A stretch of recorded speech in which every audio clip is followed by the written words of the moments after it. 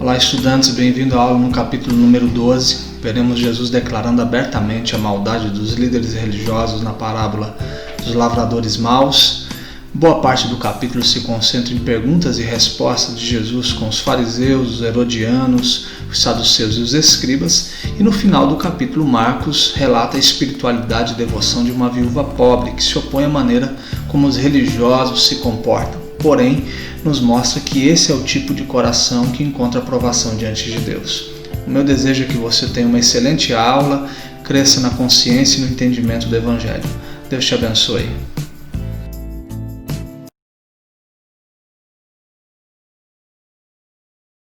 Chegamos no capítulo 12, aquela dica importante de você ler o capítulo antes da aula para uma melhor compreensão de tudo aquilo que a gente vai tratar. O capítulo 12 inicia com uma parábola chamada parábola dos lavradores maus. No final, Jesus também vai falar ali sobre a pedra que os construtores rejeitaram dentro dessa parábola.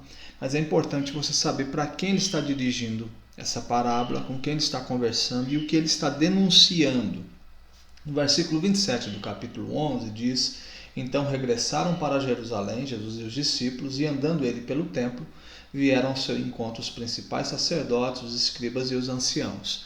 Se aproximam dele para ouvi-lo, e ele conta a primeira parábola que apresenta um quadro realista da vida da Palestina no primeiro século. Ele fala de um homem que planta uma vinha, cerca com belas plantas, constrói ali um lagar, edifica uma torre, prepara todo esse ambiente e entrega isso a alguns lavradores, dizendo, vocês vão cuidar disso.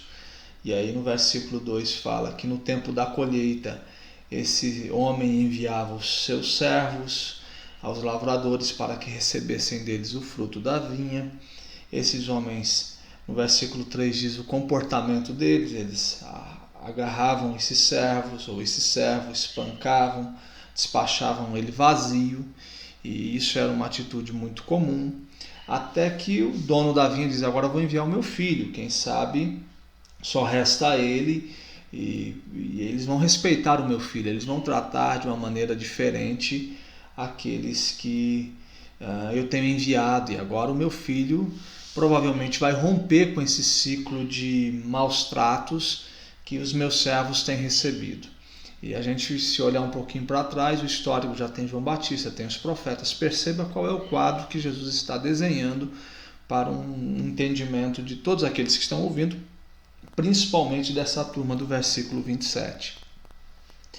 E aí, no versículo 7, Jesus denuncia que eles não estão com nenhuma disposição para ter o comportamento que o dono da vinha pacientemente, ou o proprietário, estava imaginando que eles teriam, porque os lavradores disseram entre si, este é o herdeiro, ora vamos, matemo-lo e a herança será nossa. Então aqui fica muito claro o comportamento desses homens no templo, que deveria ser chamado casa de oração para todos os povos, e eles haviam transformado aquele lugar num covil de ladrões, de salteadores, como o próprio Jesus disse, ele vira a mesa, e aí Jesus diz, vocês estão tendo esse comportamento dos lavradores maus, vocês estão querendo tomar conta de alguma coisa que não pertence a vocês, vocês perceberam que o filho pode vir e derrubar todo esse sistema bem construído, elaborado, para sustentar um processo corrupto que havia se estabelecido no templo, e o dono da vinha, o homem que plantou, que construiu, que deu a vocês, percebe que não há nenhuma disposição de mudança na trajetória de vocês. É nesse instante que a identidade de Jesus fica muito clara, aquela jornada do segredo messiânico cada vez fica com um volume menor, e agora parece que some de vez, e Jesus realmente se declara, no capítulo 11 ele se torna o Senhor do templo, essa maneira como ele se comporta já mostra que ele já não está disposto a esconder a sua real missão, e agora com essa parábola fica tudo mais nítido, fica tudo mais claro. No versículo 7, quando ele fala da intenção dos lavradores em matar o filho, que agora mais do que nunca está muito claro, ele está assumindo o lugar de filho, ele está assumindo a posição de Messias, ele se declara como filho de Deus, o filho do homem. E aí, no versículo 7, ele denuncia a consciência desses homens, dos líderes religiosos, porque de acordo com a lei judaica, os lavradores tinham uma boa chance de herdar a terra quando o proprietário morresse, no caso dele não ter nenhum herdeiro. Então a gente mata o filho e fica com essa estrutura. O que era essa vinha? O que era essa torre edificada, esse ambiente bem elaborado? Era toda a estrutura religiosa bem estabelecida, cumprindo para os interesses deles, que não tinha como objetivo a tão desejada colheita do dono da vinha, e que esse ambiente, essa estrutura estabelecida, estava matando, destruindo os servos, e agora, por fim, tinha um projeto, um plano de aniquilar o filho. Então é isso que Jesus está denunciando. No versículo 12, diz que a partir de agora eles querem prendê-lo, mas temiam o povo, porque compreenderam que contra eles proferiria esta parábola. Então, desistindo, retiraram-se. Quando Jesus termina, eles falam, não, ele está dizendo para a gente. Diferente das outras parábolas, lembra que a gente falava que a parábola tinha como objetivo clarear o entendimento de quem já está entendendo e dificultar a compreensão daqueles que a venda ainda está nos olhos. Essa parábola, diferente das outras, é para realmente tirar toda a dúvida de quem Jesus é e qual é a relação que está se estabelecendo de Jesus com o poder religioso, com aqueles que estão cuidando dessa vinha, desse ambiente onde a torre é edificada, que é o templo. Qual é o nível dessa relação, e todo o segredo messiânico agora não existe mais dentro dessa parábola. No versículo 10 ele fala dessa rejeição que ele está sofrendo, a pedra que os construtores rejeitaram. Essa veio a ser a principal pedra angular, pedra de esquina, né? E isso procede do Senhor e é maravilhoso aos nossos olhos. Então, novamente, ele pega as escrituras, coloca sobre os seus ombros e diz que ele é essa pedra que está sendo rejeitada por esses lavradores maus, que são esses homens que vão até ele para ouvi-lo, sacerdotes, escribas e anciãos. Depois de muitas demonstrações de amor, Deus envia o seu Filho amado, que é rejeitado por aqueles a quem Deus confiou autoridade sobre Israel. Nessa parábola, Jesus informa os que rejeitaram que ele sabe que eles pretendem matá-lo. Ok, então agora o assunto está muito claro, está nítido, e daqui para frente as conversas de Jesus, pelo menos em quase todo o capítulo, vai se estabelecer com esses grupos religiosos, né? Do versículo 13 ao 17, ele vai falar com os fariseus, dos versículos 18 ao 27 com os saduceus, do versículo 28 até o versículo 34 ele fala com os escribas, e o tempo todo buscando uma conversa onde eles tentam armar um ambiente para que Jesus erre nas suas afirmações, na sua compreensão, tentando jogar Jesus contra o Estado ou contra a opinião popular para ter um bom motivo de levá-lo à crucificação. Então, eles vão agora com o assunto do tributo, tentando de alguma forma enfraquecer Jesus da opinião popular ou jogá-lo contra o Estado, porque quando acaba o versículo 12, o temor deles é sobre a reação do povo diante dessa iniciativa de tentar matar Jesus.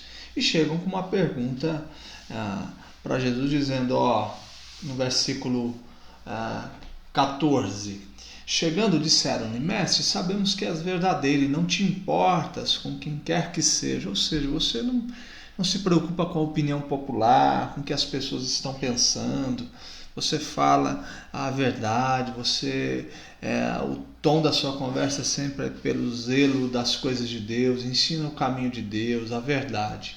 E aí vem a perguntinha, é lícito pagar tributo a César ou não? Devemos ou não devemos pagar? E aí que Jesus olha para eles e fala, eu estou entendendo essa conversa que não tem nem um pouquinho de verdade, pelo contrário, ela é extremamente malandra, ela tenta pegar algum erro, alguma afirmação, e ele denuncia isso como hipocrisia. Interessante que essa combinação dos fariseus e herodianos já tinha acontecido ali atrás, quando eles fazem um combinado para tirar a vida de Jesus, e eles continuam nesse grupo na busca para construir o caminho de crucificação do nosso Mestre. Como parte de seu plano, de seu amplo ataque a Jesus, o Sinédrio envia outra delegação composta de representantes de dois grupos de segmentos da sociedade, os fariseus e os herodianos, que buscam apanhá-lo com uma pergunta sobre os impostos, um assunto da mais alta importância religiosa e prática na ocasião. Os herodianos apoiam o imposto porque são aliados de Herodes Antipas. Há um conflito de interesse, que era apoiado pelo imperador. Uma recusa geral de pagar impostos por parte deles conduziria à perda de sua posição política e de seus bens. Então, por isso, eles se dobram, dizem sim para essa cobrança altíssima de impostos e aceitando essa carga do Estado sobre eles. Embora não gostem do imposto, os fariseus concordam com protestos e debatem os aspectos legais de pagar impostos a um poder estrangeiro. Então, a interpretação do imposto para esses dois grupos está muito clara. Os fariseus não concordam, mas entendem a necessidade disso. Os herodianos já têm uma relação muito mais comprometida e eles têm ali um conflito de interesse, onde se tornam parte disso e até parte do lucro que é tido através dessa carga abusiva de impostos. Como os colegas deles na Galileia tinham feito anteriormente, se você olhar lá para o capítulo 3, o versículo 6, o capítulo 8, o versículo 15, você vai ver que agora esses dois grupos em Jerusalém também juntam forças com o único objetivo de matar e acabar com essa jornada de Jesus. Então o objetivo é esse. O objetivo não é encontrar uma resposta razoável, é ter ali uma clareza dessa relação de Estado, de imposto, como isso deve ser feito, buscar uma palavra de sabedoria, não. É tentar encontrar em Jesus um escorregão para que de alguma forma ou ele cai na opinião popular ou ele cai dentro de uma acusação contra o Estado que dará ao Estado o direito de arrancar ou de destruir a vida de Jesus. E aí a gente vai para o próximo passo dessa conversa. Uma resposta afirmativa colocaria as multidões contra Jesus, pois ele seria visto como alguém que apoia o sistema romano idólatra. Se ele dissesse que não pagassem, os herodianos se apressariam em denunciá-lo às autoridades romanas, acusando-o de rebelião. Jesus sabe que eles têm pouco interesse em encontrar uma resolução para esse assunto sensível que divide a nação. Assim, eles lhe dão uma oportunidade para refletirem sobre a hipocrisia.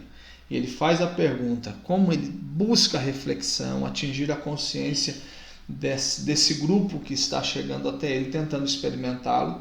E é isso que ele diz. Por que vocês me experimentam? Por que me experimentais? A pergunta de Jesus é a ideia de gerar uma reflexão na vida desses homens, para que eles possam calcular o nível, o grau da hipocrisia que estão carregando no coração, na sua prática de vida, no seu comportamento, que de alguma forma eles pudessem repensar nisso. Mas os membros da delegação estão pasmos diante de Jesus. A armadilha deles falhou. Eles nem podem acusá-lo de sedição, ou seja, de uma rebeldia contra o Estado, e nem de se curvar a Roma, porque Jesus dá a seguinte resposta no versículo 17.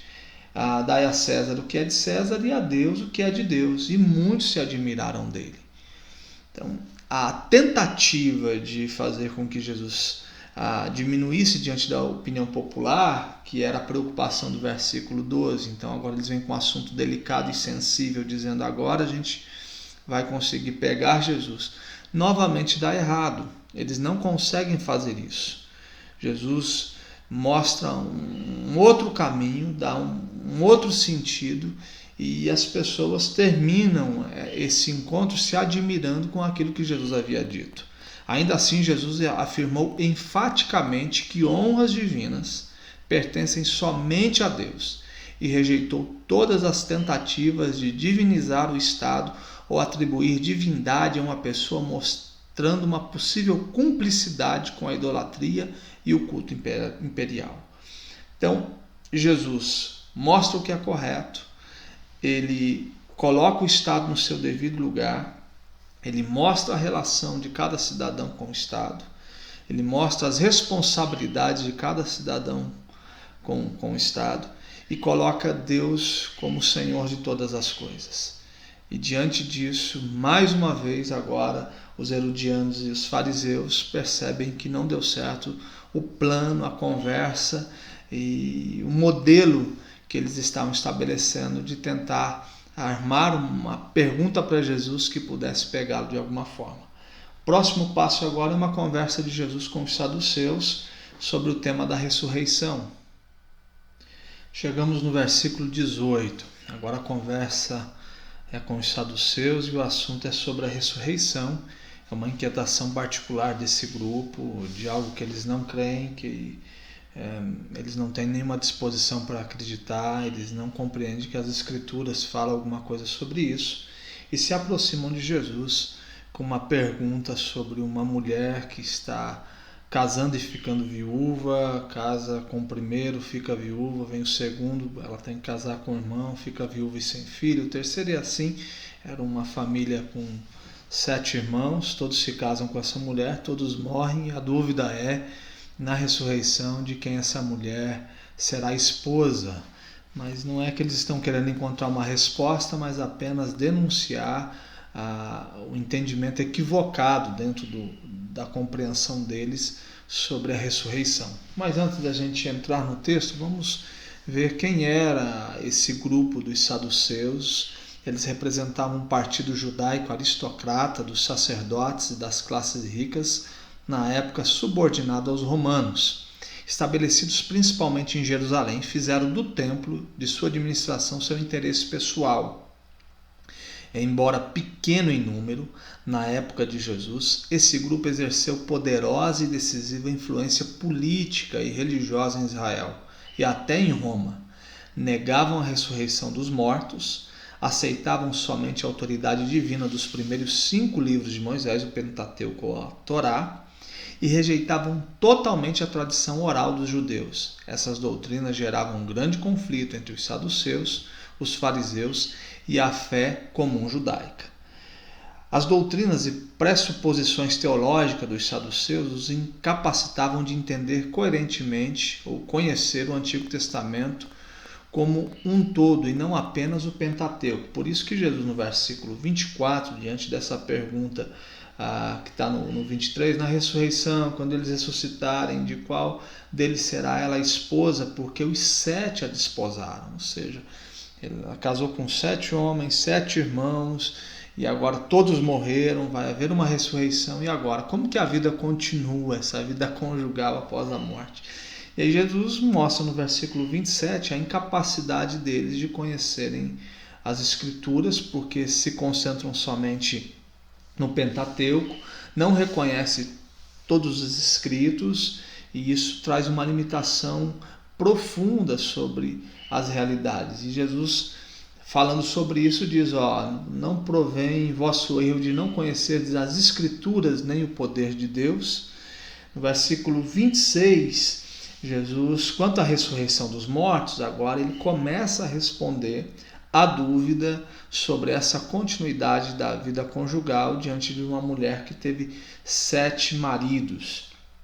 Ele busca agora para onde Jesus vai. Jesus não vai para a frente do Pentateuco, pelo contrário, a resposta de Jesus se concentra dentro daquele livro que os saduceus acreditavam como único, ou seja, somente nesse ambiente dos 5 livros da Torá, a revelação de Deus está contida nestes livros. E aí Jesus vai para estes livros citando aquele encontro de Moisés, que é um encontro assim magnífico e importantíssimo dentro do entendimento dos saduceus. Quanto à ressurreição dos mortos, não tendes lido no livro de Moisés, no trecho referente à sarça, como Deus lhe falou: eu sou o Deus de Abraão, o Deus de Isaque e o Deus de Jacó. Ora, ele não é Deus de mortos, e sim de vivos. Laborais em grande erro. Era comum os mestres judeus referirem-se ao evento da sarça ao falar do maravilhoso encontro de Deus com Moisés no deserto, ou para lembrar do texto bíblico. Então é um texto sagrado, muito importante e de muita relevância quando assuntos como esse chegavam para a mesa. E aí o próximo ponto, no versículo 26, nessa passagem Jesus confirma a inspiração e a historicidade do texto de Êxodo 3. Os planos do Criador é fonte da vida e não serão vencidos pela morte, nem pelo pecado. Deus é Senhor dos vivos, pois ainda que morramos, seremos ressuscitados e estaremos vivos para sempre. Ou seja, Jesus reafirma o plano da vida, da ressurreição. Ele é a ressurreição e a vida, então ele está afirmando mais uma vez sobre isso, negando o entendimento dos saduceus e mostrando o equívoco que eles estão tendo. E ele termina no versículo 27 dizendo: vocês continuam a caminhar e construir a história de vocês baseado em um grande erro. Os saduceus negam a ressurreição. Em Atos capítulo 23, dos versículos 6 a 8, você vai ver mais um acontecimento envolvendo os fariseus e os saduceus, que Paulo está ali, e novamente esse assunto é tratado, e a gente percebe a afirmação de Lucas sobre esse texto, dizendo que os saduceus não concordam com isso, não compreendem e dizem que isso é uma inverdade, alegando que esteja ausente dos livros de Moisés a única parte do Antigo Testamento que eles aceitam. Jesus fundamenta a sua resposta exatamente nesses livros. Ou seja, Jesus mostra para eles, dentro daquilo que eles creem como livro sagrado, que a ressurreição existe, que Deus é Deus dos vivos e não Deus de mortos. Jesus esclarece que a morte não pode abolir a vida que ele dá. Ressurreição significa a libertação da mortalidade e a comunhão perfeita com Deus. Então é nessa direção que nós caminhamos, é nesse lugar que o nosso coração está descansando e crendo que a última palavra para a história humana não será dada pela morte, mas é pela vida, pela ressurreição e a vida, e essa é a nossa esperança. Chegamos agora no versículo 28, quando um dos escribas vai até Jesus, e o tema central agora é o grande mandamento, a questão do amor, e ele fica impressionado com a maneira como Jesus responde as perguntas relacionadas à ressurreição e ao tributo, e dá a ele a disposição de fazer uma pergunta sobre algo que está inquietando o seu coração, que é sobre o amor, e no final dessa conversa mostra que realmente esse escriba está com uma disposição diferente. Jesus diz: você está no caminho certo, continue, quem sabe daqui a pouco você consegue ter a percepção que eu sou o Messias. É isso que Jesus diz a ele no final, quando fala: você não está longe do que? Longe de me reconhecer como Messias, e aquilo que hoje ainda é um conhecimento parcial pode ser total daqui a pouco. Para que a gente possa entender todo o cenário e por que esse escriba está fazendo essa pergunta a Jesus, os antigos rabinos judeus contavam 613 ordenanças da lei e procuravam diferenciar entre mandamentos pesados ou mais importantes e graves e aqueles considerados leves ou menos importantes. Os escribas eram fariseus, teólogos, eruditos da lei, criadores e transmissores da interpretação tradicional dos mandamentos de Deus. Então eram homens que tinham um profundo conhecimento e tinham a responsabilidade de cada vez mais trazer esse conhecimento de maneira mais clara para as pessoas e transmitir essa interpretação dos mandamentos de Deus. Então havia uma responsabilidade muito grande no entendimento dos mandamentos e como isso deveria ser passado. Então é um grupo responsável por isso, que tem como finalidade ter uma boa compreensão. E aí Jesus inicia no versículo 29, usando ouve, ó Israel, o Senhor nosso Deus é o único Deus. Jesus recita o Shema em razão de ser a primeira palavra hebraica de Deuteronômio 6,4, que significa ouve, preste atenção para praticar. É como se fosse uma convocação, é como se fosse aquele sinal de alerta para aquilo que ele vai dizer. Citar esse trecho das Escrituras tornou-se uma espécie de confissão de fé judaica, recitada por judeus piedosos e consagrados todas as manhãs e ao pôr do sol. Até hoje é usada para iniciar os cultos nas sinagogas em todo o mundo. Então é uma citação clássica, histórica, que tem um peso muito grande quando é dita. Então Jesus dá um tom muito sério para a conversa, buscando uma afirmação litúrgica para que essa conversa com o escriba faça muito mais sentido. No entanto, especialmente na vida dos líderes religiosos que combatiam Jesus, o Shema havia se tornado apenas uma reza, repetição meramente ritualística de palavras, as quais se imagina que possam tocar a divindade. Jesus resgatou o verdadeiro sentido do ouve e acrescentou-lhe o mandamento de Levítico 19:18. E aí no versículo 30, Jesus diz: amarás, pois, o Senhor teu Deus de todo o teu coração, de toda a tua alma, de todo o teu entendimento e de toda a tua força.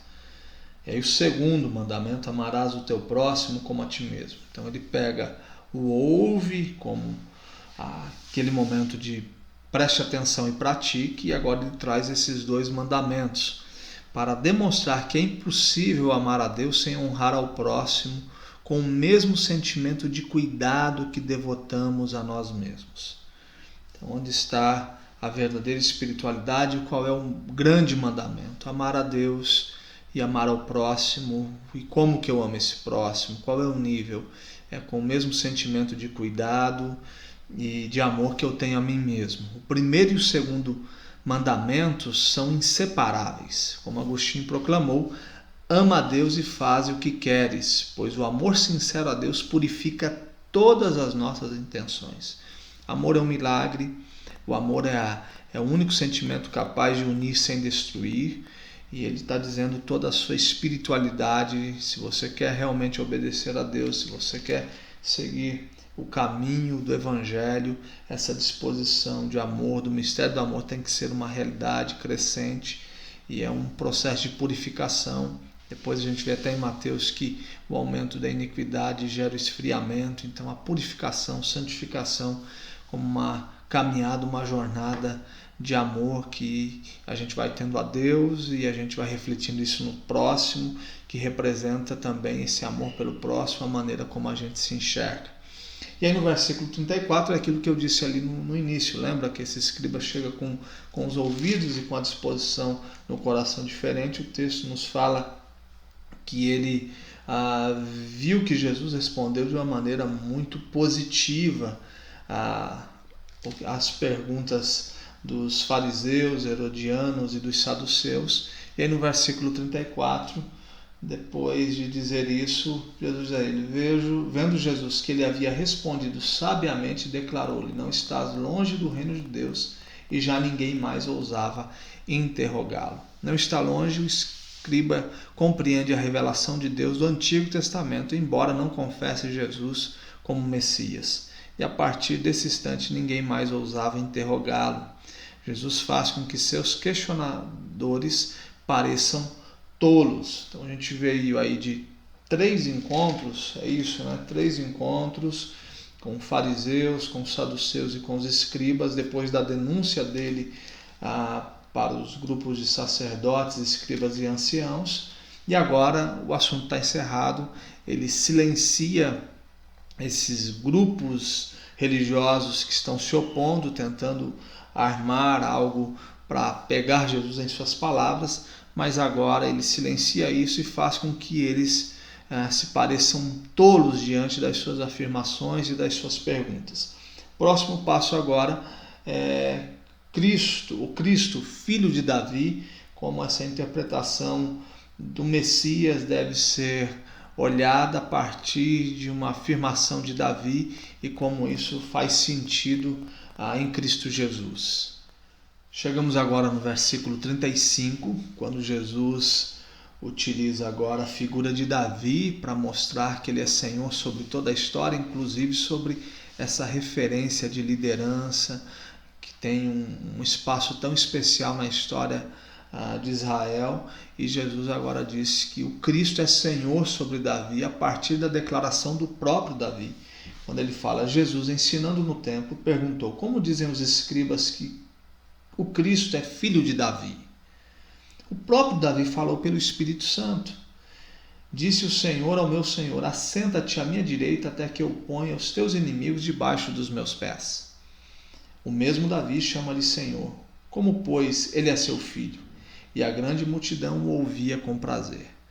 Jesus usa habilmente as Sagradas Escrituras para mostrar que Cristo, o Messias, era mais que descendente de Davi.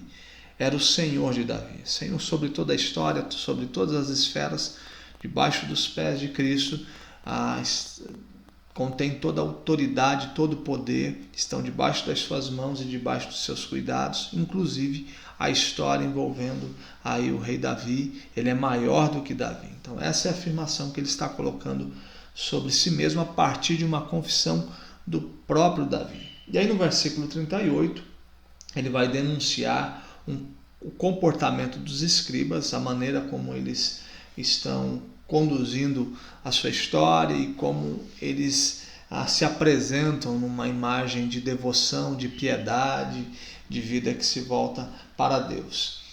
E diz o seguinte, guardai-vos dos escribas. Por quê? Porque eles gostam de andar com vestes talares e das saudações nas praças e das primeiras cadeiras nas sinagogas e dos primeiros lugares nos banquetes, os quais devoram as casas das viúvas e para o justificar fazem longas orações. Estes sofrerão juízo muito mais severo. Os escribas, mestres da lei, gostavam de usar túnicas compridas de linho branco com franjas que quase tocavam o chão. Colocavam boa parte de sua respeitabilidade na aparência exterior. Então havia todo um processo de vestimenta que tinha como finalidade apontar piedade, devoção, vida de humildade, que está se dobrando diante de Deus, mas tudo aquilo era simplesmente um teatro, era um ambiente onde a falsidade estava dando tom. Muitas vezes Jesus disse que esse comportamento se tornava em um sepulcro caiado, que por fora era muito bem apresentável, mas por dentro não tinha sentido algum. Os lugares mais destacados e importantes nas sinagogas ficavam em frente a uma réplica da arca que era usada para guardar os rolos sagrados. Aqueles que tinham o privilégio de se sentar ali podiam ser vistos na sinagoga por toda a congregação. Então esse era o amor, a paixão desses homens era esse ambiente. Um ambiente onde dentro do contexto religioso, o lugar de destaque da honra, da glória, do orgulho estava reservado para eles. Ostentação associada à ideia de santidade. Então esse era o comportamento que Jesus está denunciando ali nos versículos 38 a 40. Títulos de honra, viviam às custas da generosidade de gente simples, como diz no versículo 40, devoravam as casas das viúvas e justificavam isso com longas orações, ou seja, chegava lá, pegava tudo que tinha e fazia uma longa oração, mas tudo um ambiente fingido, hipócrita, que Jesus está denunciando para poder cada vez mais manipular. Perceba que ele começa denunciando esse comportamento maligno dos lavradores maus e agora ele está encerrando novamente, denunciando. No capítulo 11 a gente percebe isso acontecendo também. Fala que essas orações não têm sentido, elas não chegam até Deus e haverá um juízo de Deus se estabelecendo sobre a história dessas pessoas. E ele termina. Chegamos agora no versículo 41, a oferta da viúva pobre. Assentando diante do gasofilácio, observava Jesus como o povo lançava ali o dinheiro. Ora, muitos ricos depositavam grandes quantias.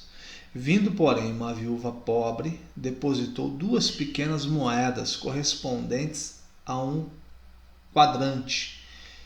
E chamando os seus discípulos, disse-lhes: em verdade vos digo que esta viúva pobre depositou no gasofilácio mais do que fizeram todos os ofertantes, porque todos eles ofertaram do que lhes sobrava. Ela, porém, da sua pobreza, deu tudo quanto possuía, todo o seu sustento.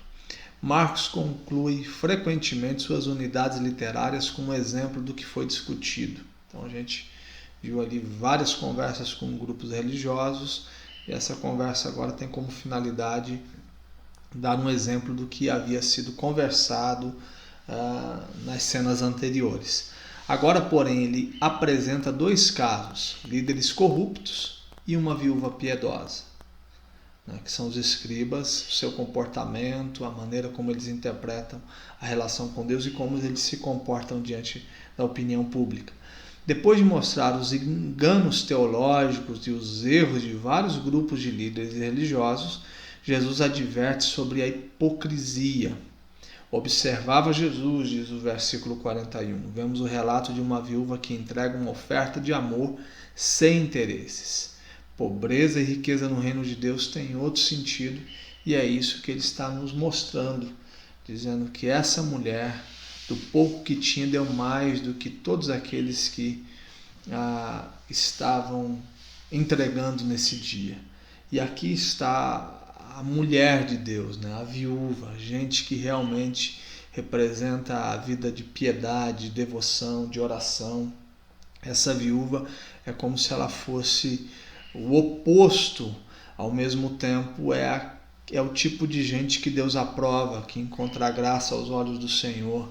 Essa mulher sem o pedigree religioso, sem estar dentro dos contornos do sistema, sem ter a valorização, sem ter os primeiros lugares nos banquetes, sem viver nas primeiras cadeiras na sinagoga, sem ter todo o orgulho e a vaidade desse ambiente religioso, onde aqueles que estão neste lugar muitas vezes parece que são aceitos, amados por Deus, e de repente ele vem e diz: não é nesse ambiente que os olhos de Deus habitam, que há aprovação, e nos conduz a olhar para esse comportamento de uma viúva pobre que entrega tudo que tem, mas essa é a mulher de Deus, esse é o tipo de gente que encontra a graça aos olhos do Senhor, é o tipo de caminhada que tem a ver com o Evangelho.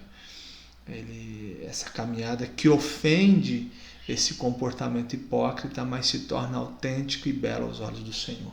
Que a nossa caminhada seja como dessa viúva pobre, que a gente possa entender o espírito do Evangelho a partir do capítulo 12 e ter um comportamento que seja o oposto daquilo que a gente viu nos escribas, saduceus, fariseus, herodianos. Cuidado com o fermento dos fariseus e herodianos, lembra que Jesus lá atrás havia falado sobre isso, e que a nossa caminhada seja a caminhada dessa viúva que termina o capítulo 12. Que Deus abençoe sua vida, foi muito bom poder estudar esse capítulo com vocês, capítulo longo, que você possa compartilhar esse vídeo, se inscrever no canal e crescer na graça e no conhecimento do Senhor. Deus te abençoe.